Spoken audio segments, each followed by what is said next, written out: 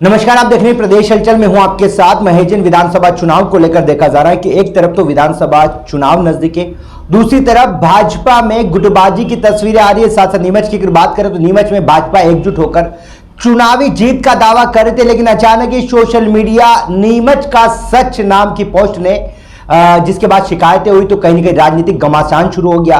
बात अगर नीमच की करें तो नीमच में जन भागीदारी के अध्यक्ष जो है विजय बापना ने शिकायत करी। शिकायत में किस प्रकार से उन्होंने भाजपा के जिला अध्यक्ष पवन पाटीदार उनके समर्थकों पर गंभीर आरोप लगाए। सोशल मीडिया पर इस पोस्ट को लेकर जो शिकायत करी उसके अनुसार बताया जा रहा है कि शिकायतकर्ता ने बताया कि किस प्रकार से बड़ूखेड़ा रोड पर 25 करोड़ की भूमि को लेकर जो अवैध अतिक्रमण की का पोस्ट किया गया था, जिसमें कहीं ना कहीं नेताजी का जिक्र था। नेताजी का नाम नहीं था, लेकिन इसमें कहीं ना कहीं जन भागीदारी के अध्यक्ष विजय बापना को लेकर जिक्र किया गया था, जिसको लेकर शिकायत करी। शिकायत में भाजपा से जुड़े हुए लोगों का नाम भी लिखा गया, जिसमें इस वक्त हमारे साथ में जो है भारतीय जनता पार्टी के जिला संयोजक जो हैं प्रवीण अरुणोदयकर, जो हमारे साथ में हमसे बात करेंगे। प्रवीण जी से, प्रवीण जी, जिस प्रकार का मामला सामने आया, विधानसभा चुनाव है और भाजपा को एग्जिट होने की जगह भाजपा के लोगों पर आरोप लग रहे हैं। जो विजय जी बापना है उन्होंने एक शिकायत करी, क्या लगता है आरोपों को लेकर क्या कहते हैं?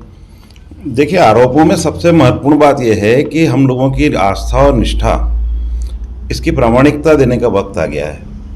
आज तक पार्टी में या किसी भी संगठन में काम करते समय हमारी प्रामाणिकता की कोई परीक्षा आज तक की नहीं गई, परंतु संगठनों में काम करते करते अचानक ये जो द्वंद्व उत्पन्न होते हैं, मुझे लगता है एक सुपारी ली जाती है अपनी पार्टी को हराने की। अन्यथा कोई भी व्यक्ति, आज मैं भारतीय जनता पार्टी में काम करता हूँ, मेरे मस्तिष्क में ये रहेगा कि हमारे उम्मीदवार दिलीप सिंह जी परिहार विजय हों, शिवराज सिंह जी की सरकार बने, मोदी जी का 2024 का मार्ग प्रशस्त हो। परंतु ये सोशल मीडिया पे जो कुछ चलता है, इसका आम कार्यकर्ता से कोई लेना देना नहीं होता। आम कार्यकर्ता सिर्फ भावनाओं के अनुसार काम करता है और मैं भी उसी पे। भारतीय जनता पार्टी के पद पर हैं, कितने साल से आप भाजपा से जुड़े हुए हैं और क्या कुछ दायित्व आपको मिले हुए हैं? देखिए, मैं शुरू से 45 वर्षों से संघ का स्वयंसेवक रहा। उसके बाद आनुषंगिक संगठनों में काम किया, भारत विकास परिषद में किया, सामाजिक क्षेत्रों में अन्नपूर्णा सेवान्यास का काम किया। उसके बाद प्राइवेट स्कूल एसोसिएशन का मैं पिछले 25 वर्षों से सचिव रहा हूँ जिले का। और संपूर्ण जिले के वातावरण में हर व्यक्ति जानता है कि आम जन से जुड़ी हुई समस्याओं को लेकर या आम जुड़ी हुई समस्याओं और तकलीफ़ों को लेकर मैं हमेशा लोगों के साथ खड़ा मिला हूँ। नेतागिरी मेरा शौक नहीं है, परंतु राजनीति को समाज से जोड़कर करने का जो काम मैंने किया है, उसमें पहली बार ऐसा वक्त आया है कि मुझे अपनी प्रामाणिकता, अपनी निष्ठा और अपने विचार लोगों के सामने प्रकट करने मजबूरन हो रहे हैं।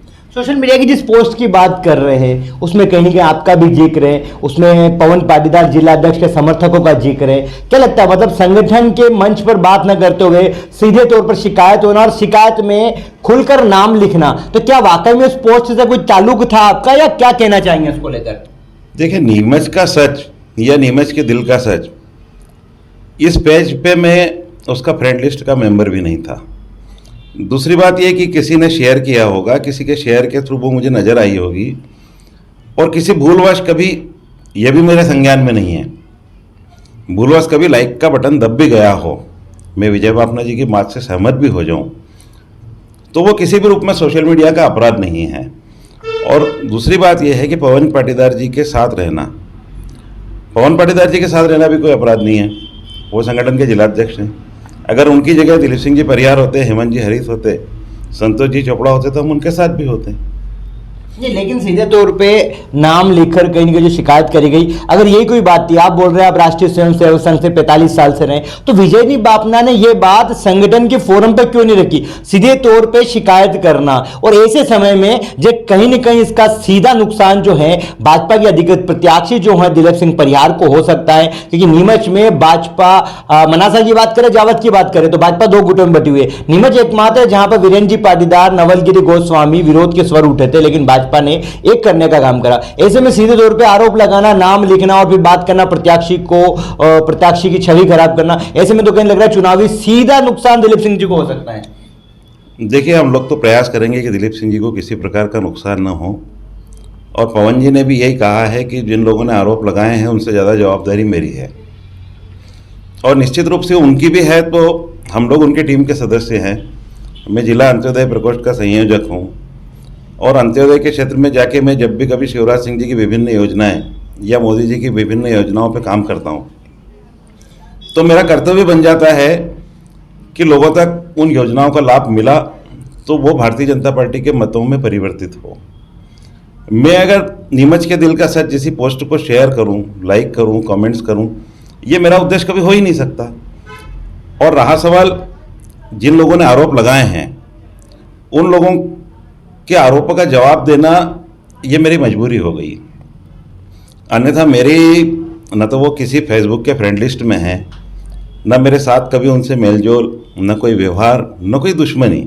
लेकिन आपके 45 साल की संघ से जुड़े हुए राजनीति में आप काम कर रहे भारतीय जनता पार्टी के निष्ठावान कार्यकर्ता हैं, ऐसे में आप पर तो सीधे तौर पे सवाल खड़े हो गए, आपकी तो पूरी राजनीति पर सवाल खड़े हो रहे हैं प्रवीण जी। बिल्कुल हो रहे हैं। मैं कल सुबह 7 बजे से जब से घर से बाहर निकला और दशपुर के प्रथम पृष्ठ पे ये समाचार छपा था, सोशल मीडिया पे भी कई विभिन्न जो चैनल चलते हैं उस पर ये बाइट विजय बापना जी की आई थी, और उन्होंने लाइक करने पे हम लोगों का नाम देके हम लोगों को कटघरे में खड़ा किया।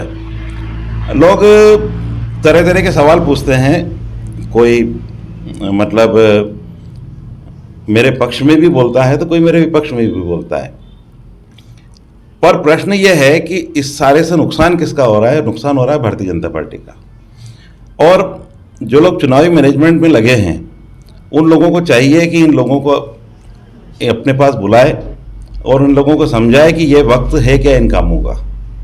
ये वक्त भारतीय जनता पार्टी और कमल निशान के ऊपर ध्यान देने का वक्त है। ये वक्त हमारी सरकार बने उस दिशा में काम करने का वक्त है।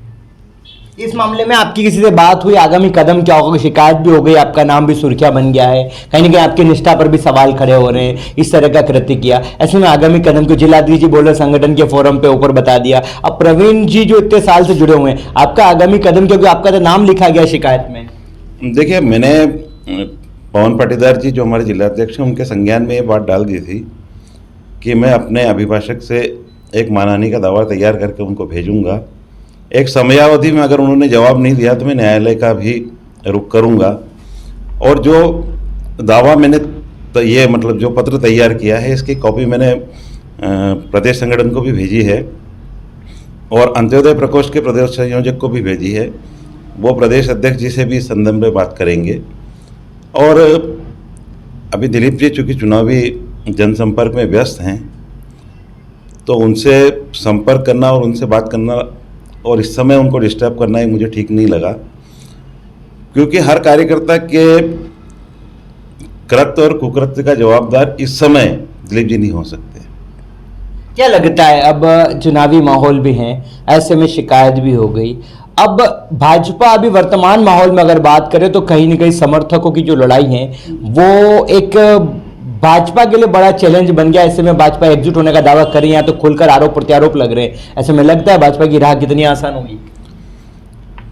देखिए, भाजपा की राह इसलिए आसान है कि शिवराज सिंह जी ने पिछले 5 सालों में जनता के लिए बहुत कुछ किया। दिलीप जी ने भी अपने स्तर पे प्रयास किए। हम लोग भी संगठन को अपने स्तर पे मजबूत करने का काम करते हैं। और ये जो छोटे मोटे व्यवधान आ रहे हैं, इन व्यवधानों को उनके तरीके से जवाब देना पड़ेगा, क्योंकि हमारे पास इसके अलावा कोई साधन नहीं है। आज अगर मैं अपने उम्र के इस पड़ाव पे आके और इस तरह के प्रश्नों में गिर जाऊं और कोई मेरी निष्ठा को संदिग्ध अवस्था में लाके मेरी प्रामाणिकता को अगर सिद्ध करने के लिए चैलेंज देगा तो मेरे पास चारा क्या बचता है? मानहानि के दावे के अलावा जिस तरह से मीडिया के माध्यम से मुझे बदनाम किया गया, उसी तरह से मीडिया के माध्यम से सफाई देने के अलावा मेरे पास कोई चारा नहीं है।